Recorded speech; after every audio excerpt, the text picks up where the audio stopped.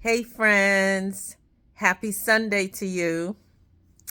I am coming before you again with another word to ponder and thoughts and behaviors to consider as it relates to friendships, especially in the month of love. If you're coming across this for the first time, I am Abby, and I am committed to providing you with doses of motivation, positivity, and nuggets for righteous living through a closer look at God's Word.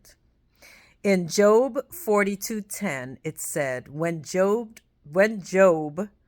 prayed for his friends, God restored his fortunes, giving him twice as much as before.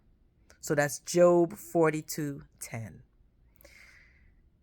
We have agreed that having someone who we truly can call a friend, someone who sticks closer than a brother or a sister, someone who is there for us in need and in the midst of adversity, someone who we can not only love, but we can offer grace and we can forgive for when they're just being human, the same way we would want God to give us grace.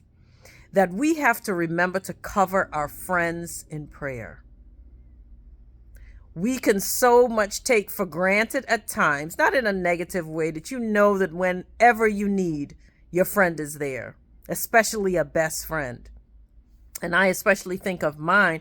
I mean, there's not much that I don't share, that even if there's nothing for her to do, that I know it'll be covered in prayer. So let's remember to pray for our friends and to not take that lightly. Pray for their lives, pray for their health, pray for their strength, their emotional wellness.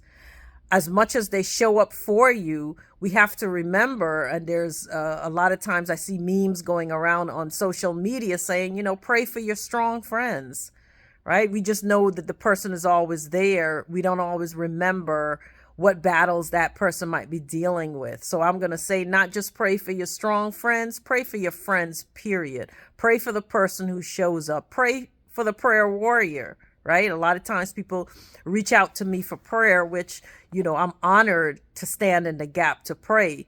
But I'm also even more honored when they reach out and they just want to pray for me and to fill me back up. Listen, we live in a broken world. We live in a fallen world. We live in a world where the righteous and the unrighteous suffer, that we want to make sure that we are covering each other with the power and prayer and reminding each other of who we are in God.